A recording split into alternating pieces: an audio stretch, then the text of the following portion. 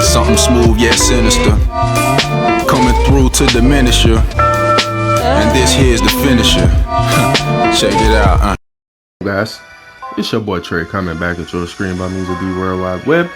And today for you guys, what we're going to get into is the newest global exclusive Frontier Gate mission known as Pandemic. Alright, so this one is 10 battles. You have 2 sets of it, the first 5 and the second 5. Alright, so the reason you're going to want to do this, guys, you get rewards for it. Of course, here are all the rewards that you get, with the final reward being a new global exclusive sphere. That's pretty decent. Alright, it's not too bad of a sphere. Okay, now the thing about this Frontier Gate dungeon here is that there is a lot of strategy involved in this one, guys. Alright, your crew has to be built for a very specific purpose, and basically what that means is you'll see with my squad here. I'm going to break down my entire squad to you and let you know what's going on here. So as any Frontier Gate dungeon, alright, you got your boons here. The first one we're going to start out with is full BB gauge. Alright, now first let's go ahead and run through my units, and I'll also explain why I'm using them. I'll go ahead and get this explanation out the way right at the beginning. Okay, so first of all, we're going in with the ease lead. Alright, now the reason that I'm using ease lead is spark damage. Alright, mainly spark damage. He's a spark damage lead, 120% boost with his leader skill. Alright, but he also gives a BB gauge on spark. Alright, those are 2 things that are very necessary for this Frontier Gate, in my opinion. Okay, also we do need the buffs that he offers on his SBB. Alright, his SBB is going to give us not only a whole lot of spark damage, if you got yours enhanced, I believe you can get them up to 120 or 130% if you got the enhancement for it. Very useful. Alright, also he boosts attack, and he's also going to give your sparks the chance to crit. Alright, which will increase the damage by 50%. Very, very useful. Alright, you need a lot of damage in this Frontier Gate on a couple of battles, and if you don't got it, you will fail. Alright, so highly recommend you build yourself a pretty nice sparking squad with the squad pretty similar to what I'm using here. Alright, so here's the spheres I'm using on my ease. Alright, I'll go ahead and show you guys the enhancements on them as well. This is what I have on my ease. Okay, gotta definitely have that spark damage. Okay, that spark damage increase is very important. Alright,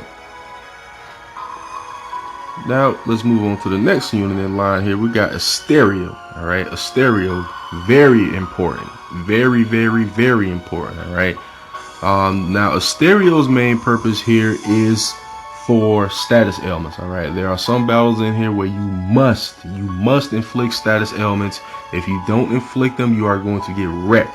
Alright, so the main reason we are using Asterio is for status ailments. Alright, he paints the entire squad with every status ailment. Alright, all 6 of them. He paints the squad.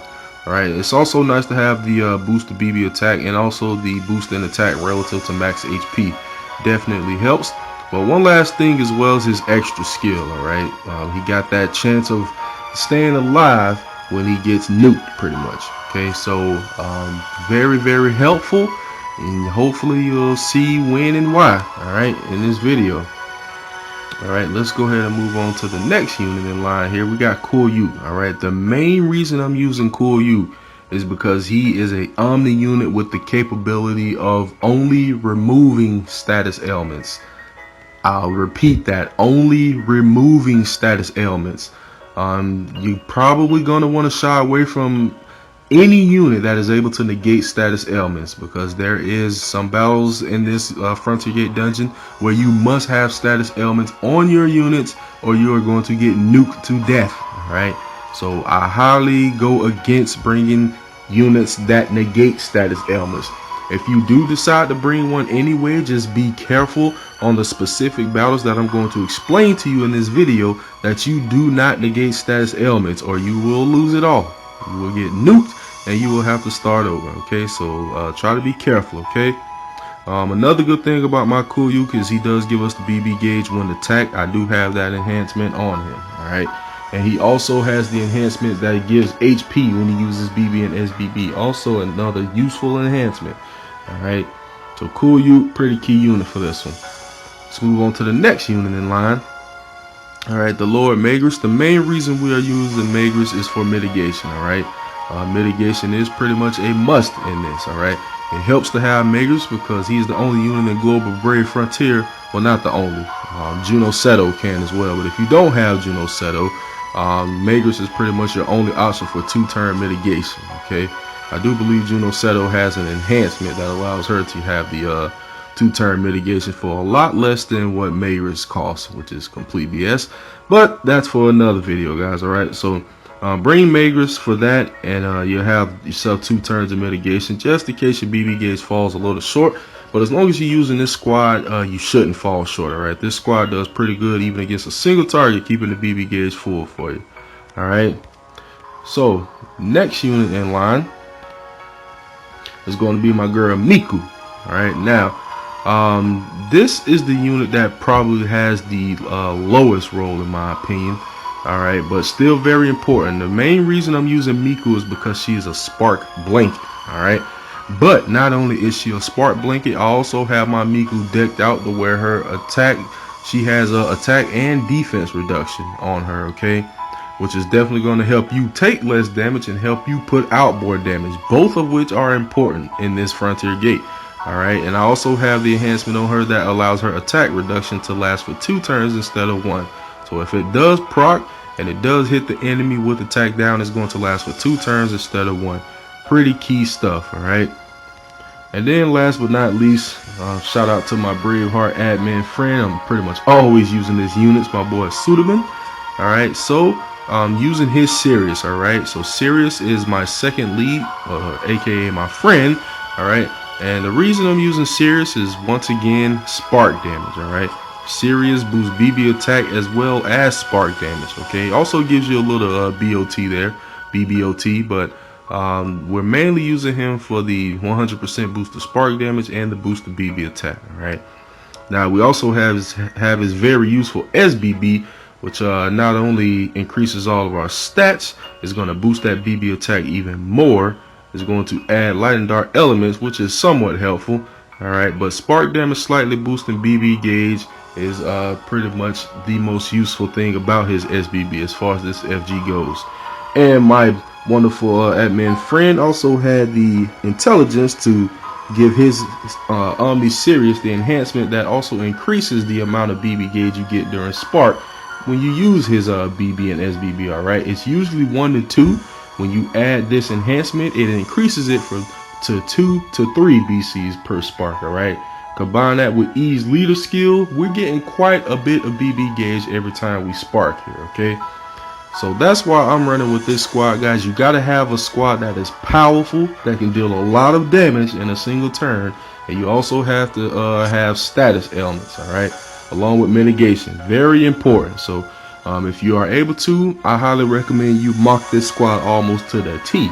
All right, Magrus can be interchangeable with Juno Seto for 2 turns of mitigation.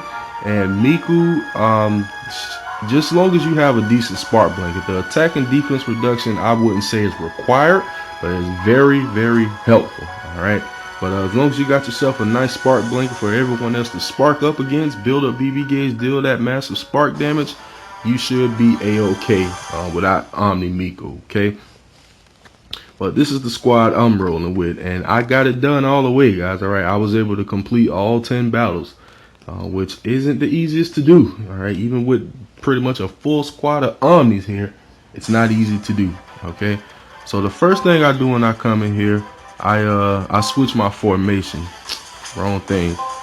So we're gonna switch my formation so everyone is right where I want them to be, pretty much. Actually, you there. Yeah, that's perfect. All right, so this is the thing I do. All right, you'll see my order. I'll go ahead and show you real quick. I do quite a bit of auto battles, but this is my order. Okay, I have them on 0 milliseconds for time, so they go right away.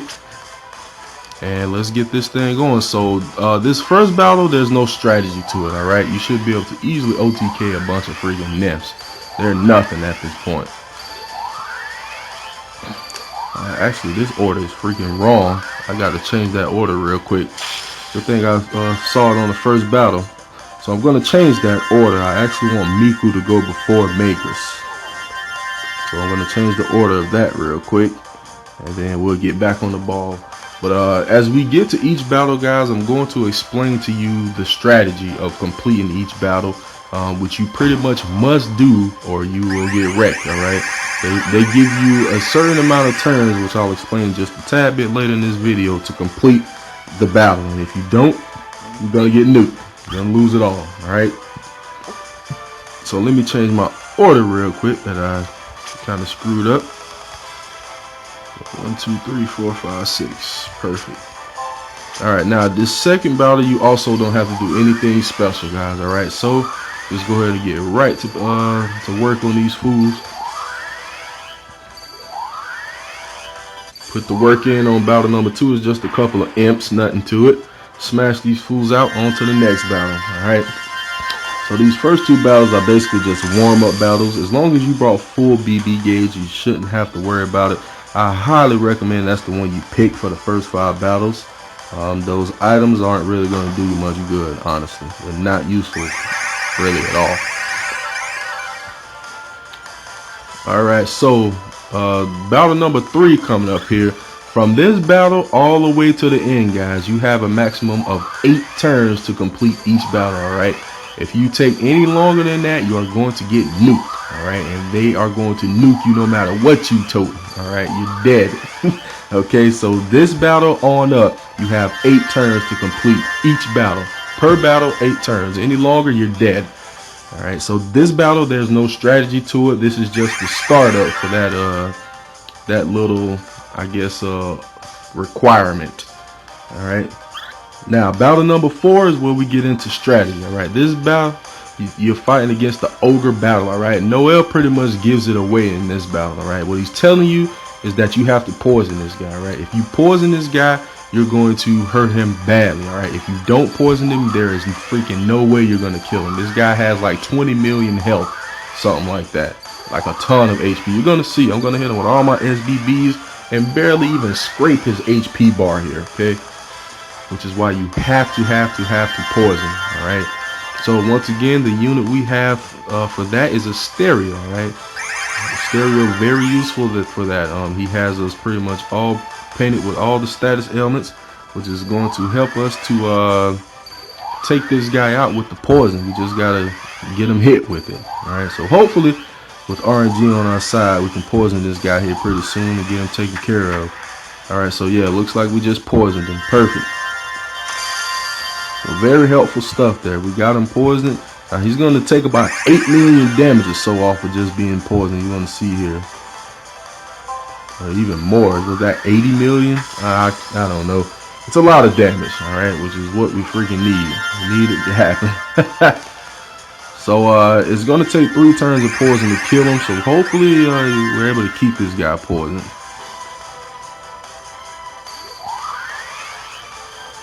All right, good. We poisoned him again. So this should finish him right here.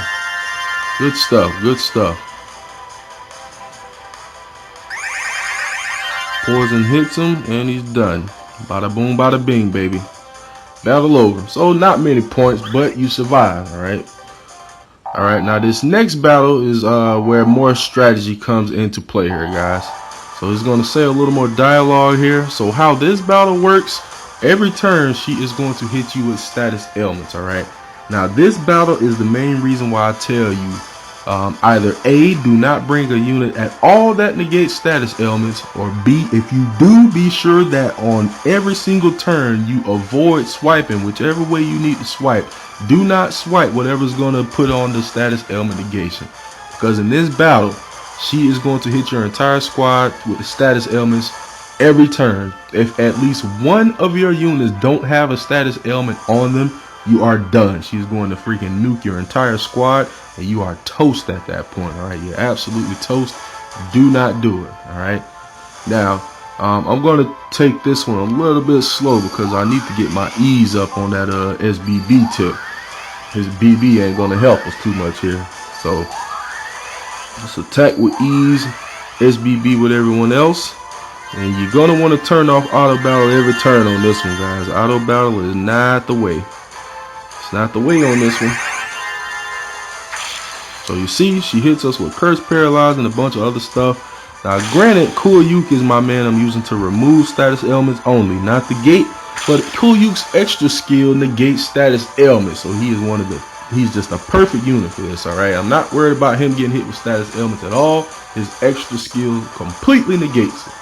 So from here on out, what we're going to make sure we do here, folks, fairly simple. Every turn from this point forward is pretty much going to be exactly the same, because you're going to get hit with these status ailments every turn. We're going to SBB Kuoyuk. He's going to remove status ailments, pop auto battle, get everybody back into the game here, okay? And that's pretty much the gist of this battle. You're going to have to do this for a few turns depending on the strength of your squad. It's going to take you a few turns to get it done with enough oomph to put her out the game here, okay? Alright, so I really hope she attacks my Kuoyuk, because this is the first time who never had BB gauge. But if she attacks my Kuoyuk even once, which I hope she does, she should use an AoE, which will give him the BB gauge when attacked, and it's going to put us in the game. Excellent. That should be enough. Beautiful. So now I can use Kuoyuk's BB, remove the status ailments, and we're back in the game.